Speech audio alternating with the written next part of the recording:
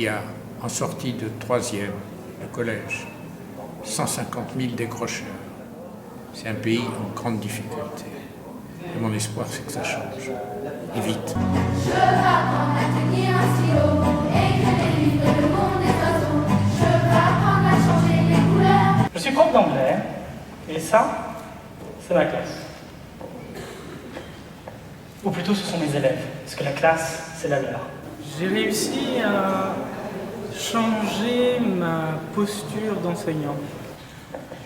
Mon rôle à moi, c'est d'essayer de donner aux élèves les moyens de prendre le contrôle dans la mesure du possible et de les accompagner. Je suis professeur d'économie à Sciences Po. Ah, partez pas, j'ai pas dit d'insulte.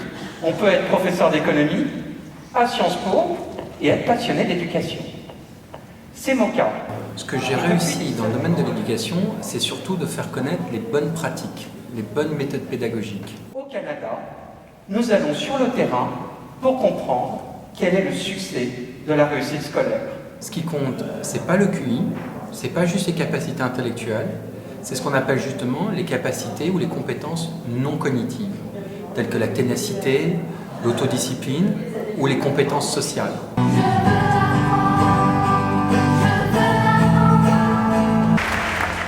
Il y a des moments dans une vie professionnelle qu'on n'oublie pas.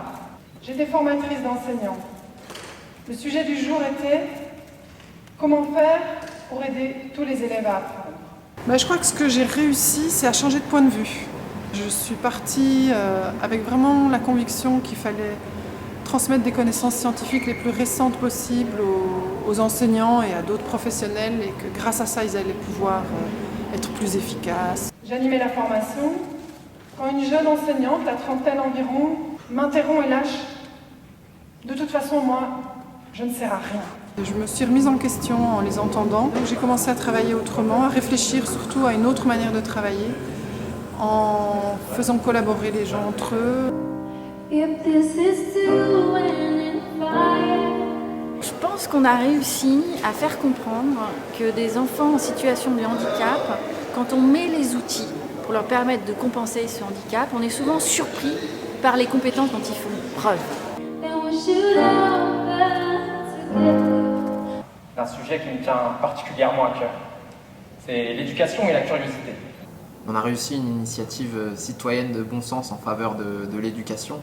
Ce qui intéresse les jeunes aujourd'hui, c'est des univers, des contextes où l'enfant peut s'exprimer, expérimenter, s'épanouir.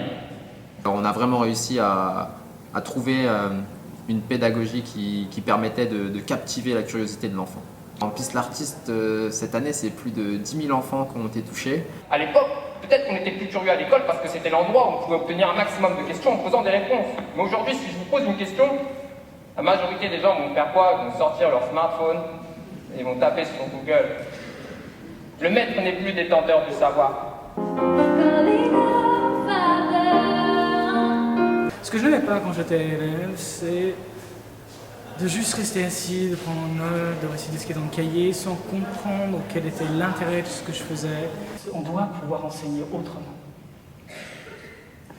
En collaborant avec mes élèves, je suis sûr que je peux faire un cours différent. Oui, je demande de l'aide à mes élèves parce que moi je n'ai aucune idée de ce que je fais. De mettre du coup les élèves dans une dynamique de projet, en leur expliquant les tenants, les aboutissants, les nécessités, de les laisser choisir le parcours qu'ils veulent pour arriver à un simple, en piochant dans ce que j'ai préparé pour eux, ça donne un cours très différent.